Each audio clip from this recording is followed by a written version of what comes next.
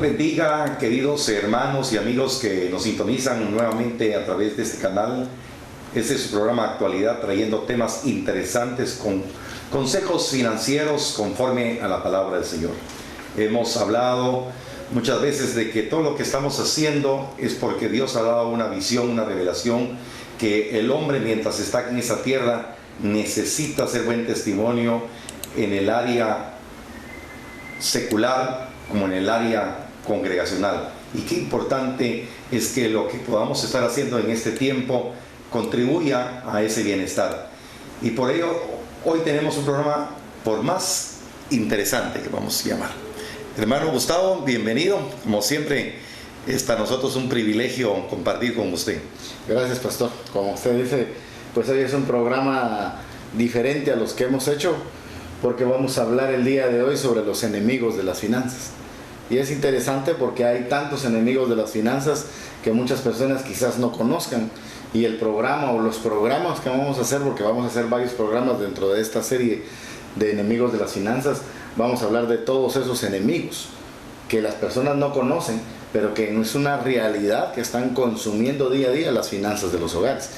Y estos programas los vamos a basar y vamos a dar todo el crédito al libro sobre el cual lo vamos a basar, que es el libro Derrote a los enemigos de las finanzas y haga negocios súper rentables. Este es un libro escrito por un hermano, el licenciado Carlos Villeda, que yo he usado el material, había tenido acceso al material de él, no sabía que era de él por muchos años, y hasta este último año tuve la oportunidad de conocerlo y de platicar con él y saber de que es una persona que es un profesional graduado en Harvard en Estados Unidos y que ha sido presidente del Banco de los Trabajadores y presidente del Crédito Hipotecario Nacional, pero es un hermano cristiano, educado en las finanzas del mundo, en las finanzas comerciales, pero que hoy trabaja para poner delante de Dios las finanzas y educar a cada una de las personas en las finanzas desde el punto de vista de Dios. Eso me hace pensar a mí que cuando usted estaba dando esa breve descripción del currículum del licenciado Villeda. Así es. En un José en Egipto, ¿verdad? Así es. Si estuviéramos en ese tiempo bíblico, José tenía una experiencia de poder ser el administrador o el gobernador, la máxima autoridad después del faraón. Y él fue el que pudo administrar en el tiempo de abundancia toda la riqueza de Egipto, para prepararlo para el tiempo de la escasez. Así es, y en el programa de hoy vamos a compartir sobre los enemigos de las finanzas, pero quisiéramos dejar quizás ese consejo de que aquellos que estén interesados o deseen conseguir este libro Derrote a los enemigos de las finanzas, hay un capítulo específico sobre los enemigos de las finanzas. Aunque nosotros vayamos a compartir aquí, es imposible poder compartir todo lo que el libro dice. Exactamente. Y es un libro que seguramente va a ayudarle, que va a darle consejo, como bien sabemos y hemos compartido en otros programas, de que es sabio buscar consejo y que debemos de prepararnos y debemos de formarnos para poder tener un buen manejo de las finanzas. Y hoy en la tarde, antes del programa, yo estaba meditando con respecto a esos enemigos. Si son enemigos de las finanzas, tarde o temprano en la vida de un cristiano puede ocasionarle problemas de inestabilidad emocional, puede perder la paz y puede contrarrestarlo en el bienestar de su ministerio. Así es. Y entonces, si vemos todo el trasfondo, hay una parte de la palabra que me gusta mucho. En 2 Corintios capítulo 2 verso 11 dice: para que Satanás no gane ventaja sobre vosotros, pues no ignoramos sus maquinaciones. O sea que parte de las maquinaciones del enemigo es que esos enemigos de las finanzas se manifiesten, tiendan trampa y hagan caer a alguien como hijo de Dios en errores garrafales. Así es, y lo interesante de esto, pastor, de la palabra que usted dice, es que hay quienes viven con los enemigos de las finanzas, practican, van a comprar, van al súper acompañados de estos enemigos y no identifican, están ignorando literalmente. La palabra dice: no ignoramos las maquinaciones, pero hay muchas personas que sí están ignorando, o sea, tienen ignorancia de estos enemigos. Y hay en este libro que hablamos, que vamos a usar de base de fundamento para compartir este tema, estamos hablando de alrededor de 30 enemigos de las finanzas. Entonces es impresionante la cantidad de enemigos y uno se sorprende cuando encuentra enemigos que uno jamás en su mente pasó, que cosas o situaciones como esas o actitudes como esas tienden realmente a ser un enemigo. Y como enemigo, dice, en la guerra un enemigo es alguien con quien nosotros nos enfrentamos en una batalla. Entonces usamos la palabra enemigos para entender que estamos en una guerra. Y el fin en una guerra es derrotar al enemigo.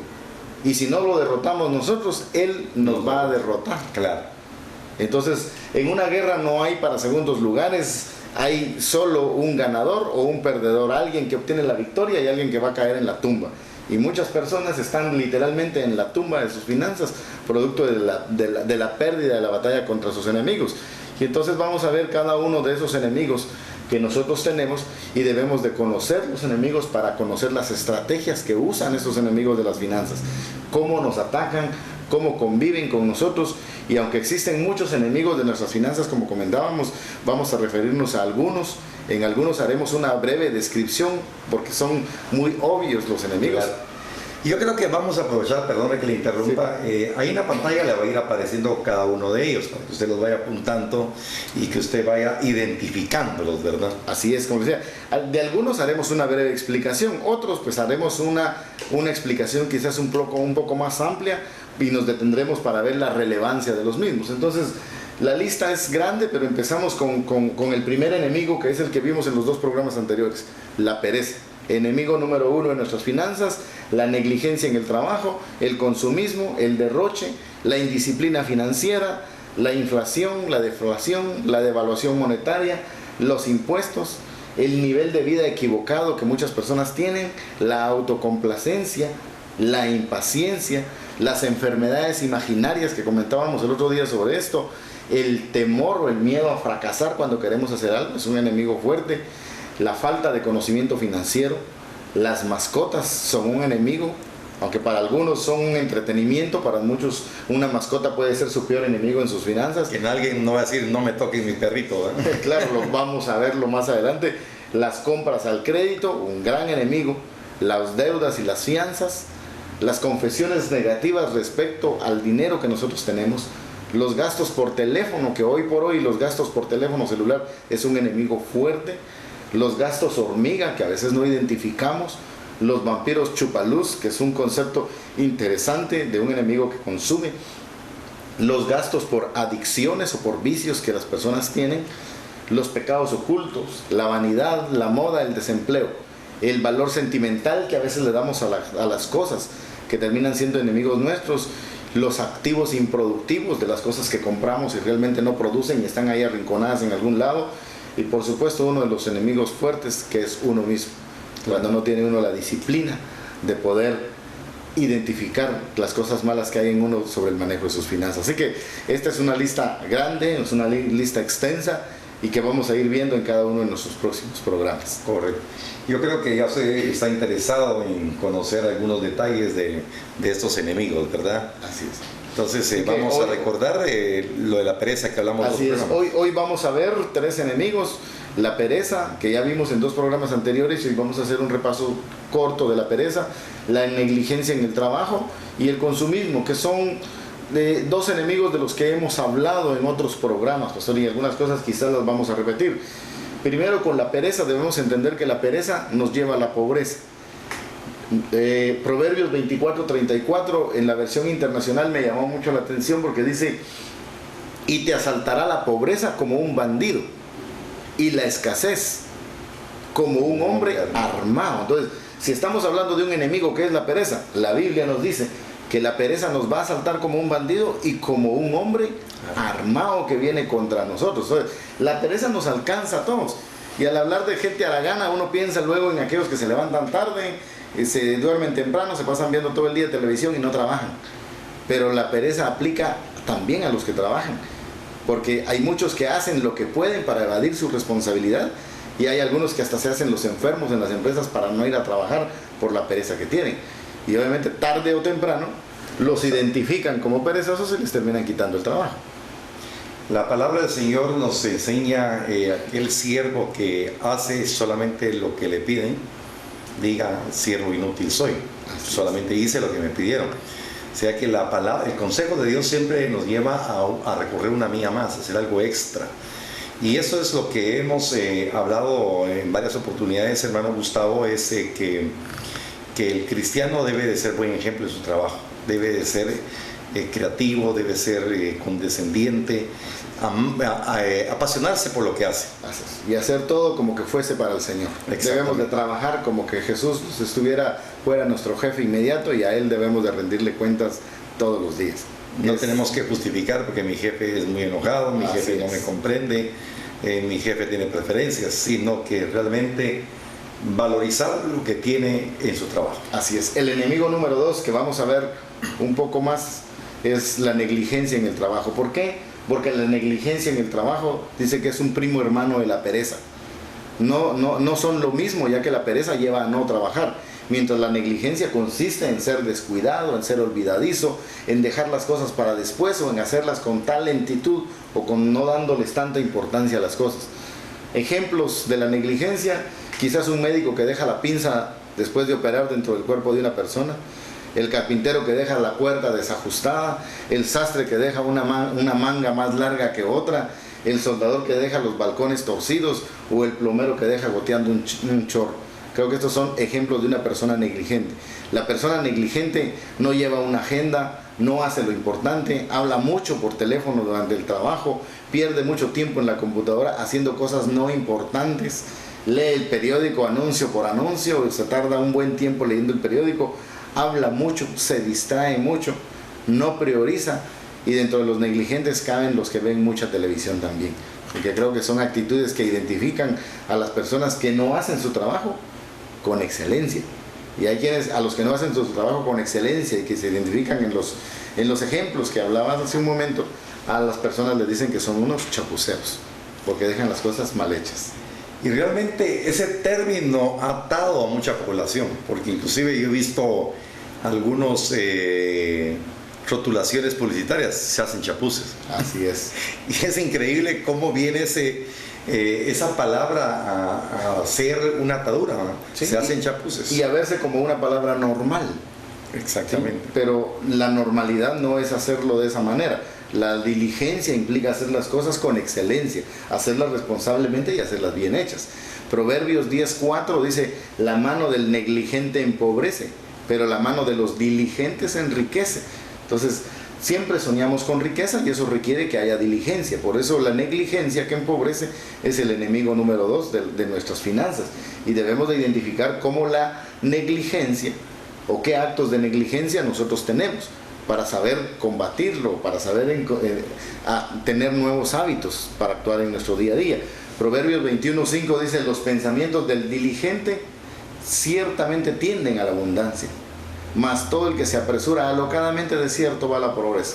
¿Por qué? Porque los negligentes van alocadamente queriendo hacer las cosas a la carrera mal hechas, y eso solo nos lleva a la pobreza. En otras palabras, podemos decir el que planifica, el que medita todos sus planes con la ayuda y la gracia del Señor, seguramente tendrá el éxito necesario. Así es. Entonces esperamos que estos ejemplos y que cada una de las cosas que comentamos nos ayuden a identificar qué actitudes negligentes nosotros estamos teniendo. Claro. ¿Para qué? Para poder combatir a ese enemigo de las finanzas y poder pasar de la negligencia a la diligencia.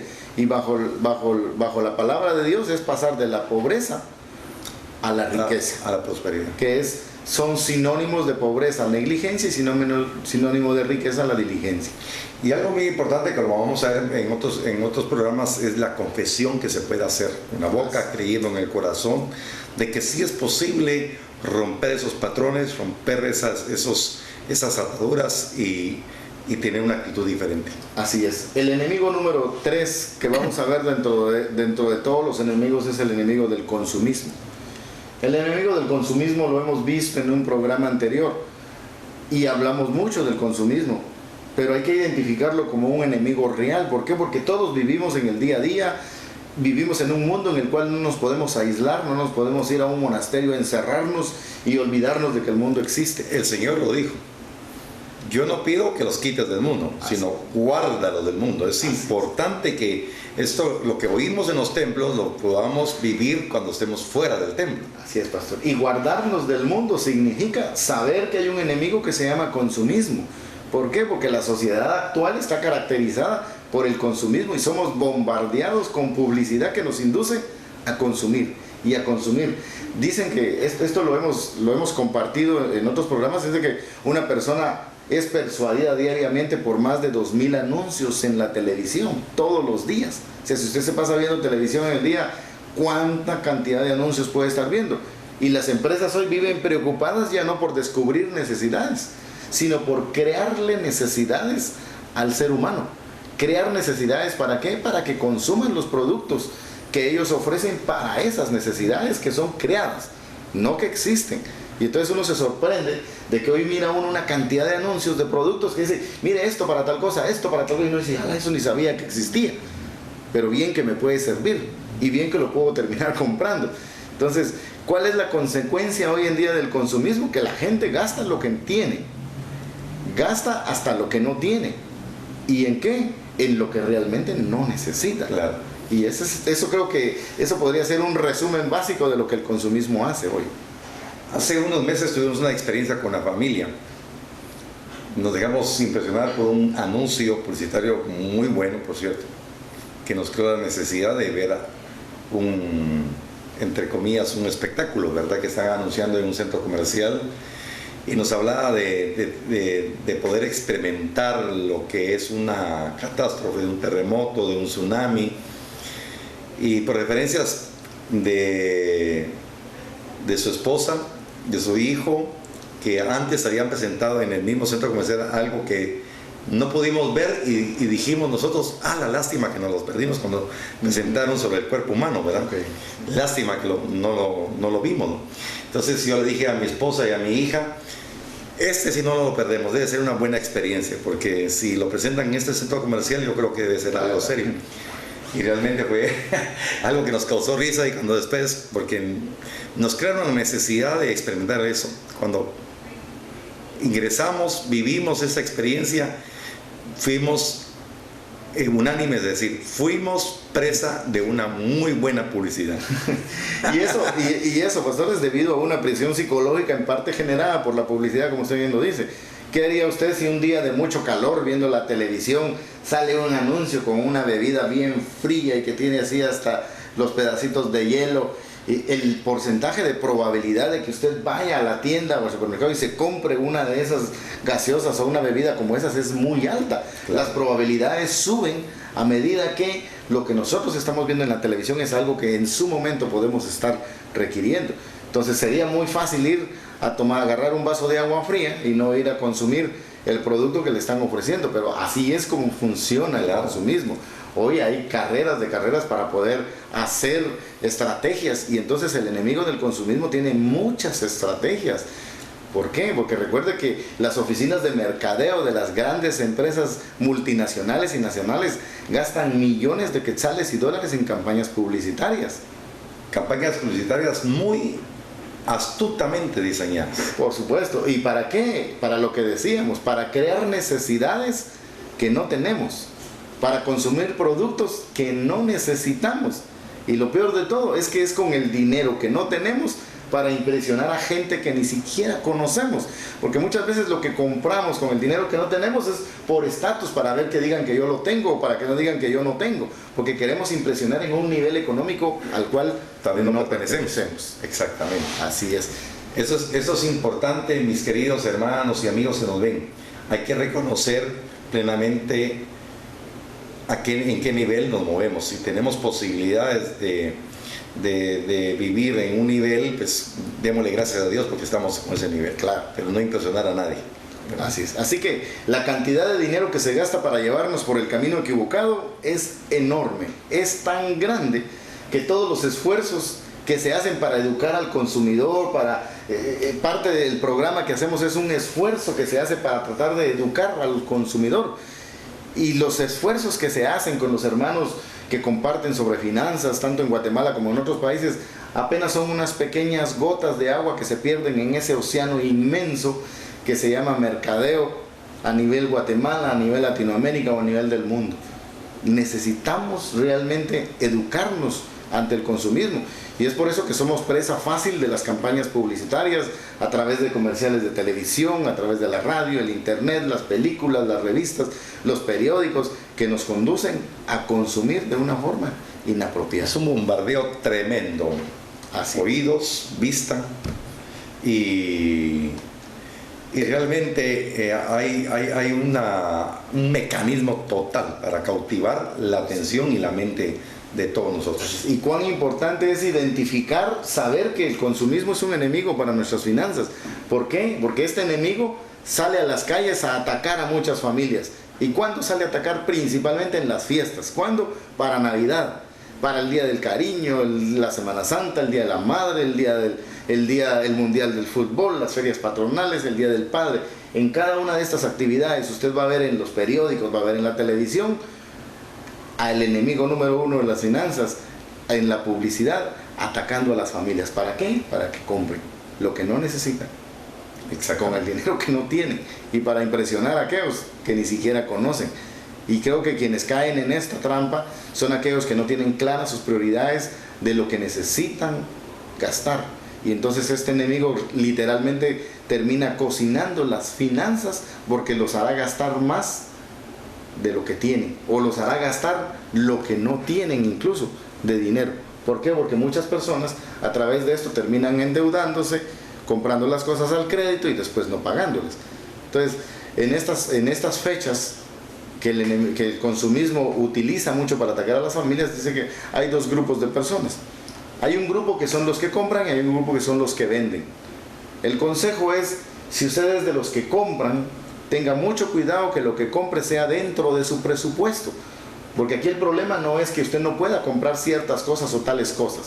Esto es importante recalcarlo, ¿verdad? No estamos diciendo de que usted se vuelva una persona que no va a gastar nada, pero sí que sepa gastar. Así es. Dentro de sus posibilidades. Así es. Ahora, eso es si usted está en el grupo de los que compran, pero si usted está dentro del grupo de los que venden, ahora si logra pasarse al lado de los que venden, pues mucho mejor. ¿Por qué? Porque de lo que usted gane vendiendo, podrá sacar para poder ir y comprar. Pero hay una diferencia entre los que compran y los que venden, porque los que venden tratan de vender más, y los que compran deberían de tratar de comprar dentro de lo que está considerado en su presupuesto. Claro. Entonces, Proverbios 13:16 dice, todo hombre prudente procede con sabiduría. Y entonces somos llamados a proceder sabiamente. Y proceder con sabiduría implica conocer el consumismo, conocer sus estrategias y cuidarnos mucho de toda esa presión psicológica que hoy se hace para que las personas compren. Compra lo necesario, no lo conveniente. Lo innecesario, aunque cueste solo 1 centavo, dice que es caro. Y esta es una frase dicha por Séneca hace muchos años. Entonces, ¿cuál es la mejor arma contra el consumismo? La mejor arma que podemos tener para el consumismo es un consumidor educado. Una persona que se eduque respecto a qué sí debe comprar, salir de la presión psicológica de tanto anuncio y comprar dentro de su presupuesto y no caer en las trampas de las ventas, de las fiestas, de las actividades, de la Navidad, en donde somos vorazmente atrapados por el enemigo del consumismo. Lo necesario y lo útil serían la prioridad para comprar. Así es. ¿Por qué? Porque vamos a hacer, si estamos educados, no vamos a permitir que nos succionen el dinero que no tenemos o lo que tenemos para otras prioridades que tanto nos cuesta ganar semana a semana, mes tras mes, porque vivimos en un mundo materializado y enfocado en consumir más y sobre todo en consumir al crédito. Y ahí es donde nosotros tenemos que saber salir de ello. Correcto. Sentía en mi corazón que pudiera, hermano Gustavo, resumiendo todas estas, descubriendo al enemigo, el consumismo, ¿verdad? Es importante, la negligencia es un enemigo, el consumismo, yo creo que esa estrategia del consumismo o esa operación de ese enemigo nos ha alcanzado de una u otra manera. ¿Cuál sería un consejo que usted pueda darle a todos nuestros televidentes para poder evadir completamente la estrategia del consumismo? Yo diría que uno es actuar con sabiduría basado en los principios bíblicos. O sea, nosotros debemos de actuar dentro del contexto de las finanzas, creyendo en la palabra de Dios, sabiendo que es viva y eficaz y que es capaz de discernir nuestros pensamientos de lo que debemos y no debemos de comprar. Pero nuestros pensamientos van a ser discernidos en función de que nosotros tengamos educación. Entonces, lo más importante es que usted se eduque para saber comprar, que sepa qué puede y qué no puede, que identifique qué cosas están dentro de su presupuesto y aquellas que se salen de su presupuesto. Correcto. Y que definitivamente no compre nada al crédito. ¿Por qué? Porque cuando compramos al crédito, mucha parte de ese dinero que estamos pagando, literalmente estamos pagando por intereses muy altos. Es mucha la cantidad y vamos a hacer, quizás más adelante hagamos de nuevo un ejercicio que yo hago cuando comparto el tema, de una comparación entre lo que significa hacer una compra al crédito y una compra al contado, donde literalmente el diferencial de dinero. Entonces, todo el esfuerzo de nuestro trabajo lo estamos pagando en intereses, cuando podríamos ahorrar e ir a comprarlo al contado. Atrasar o aplazar la compra. Así es, quitarnos la ansiedad y el deseo de que ya lo quiero, y entonces esas cuotas, ahorrarlas y después voy y compro al contado. Pero para eso se necesita tener educación, disciplina, tener conocimiento de lo que nosotros debemos de hacer. Y hay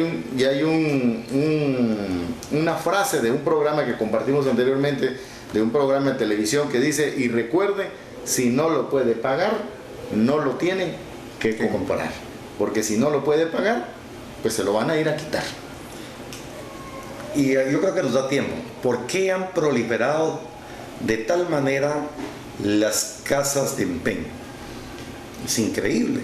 Cada vez hay más, pastor, porque estamos en este mundo actual, está muy enfocado hacia consumir. Es el tipo de sociedad en la que cada vez sale un producto nuevo.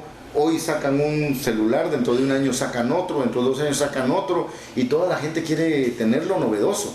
Hoy las personas estamos enfocadas en comprar las cosas novedosas.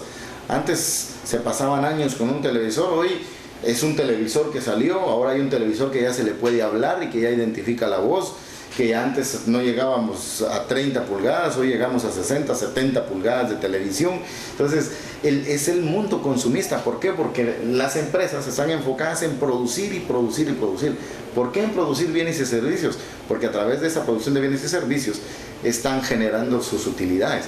Y este es un mundo de economía de consumismo, se dice, en donde todas las personas están afanadas en querer tener. Entonces, tenemos un nivel de ingreso y estamos deseando cosas que están por fuera de nuestro nivel de ingreso. Entonces, hemos insistido en los programas, hemos dicho, no se trata de que no compre y no se compre lo que usted quiera. Si usted tiene un presupuesto y sus ingresos dan para comprarse un televisor de 70 pulgadas, cómpreselo.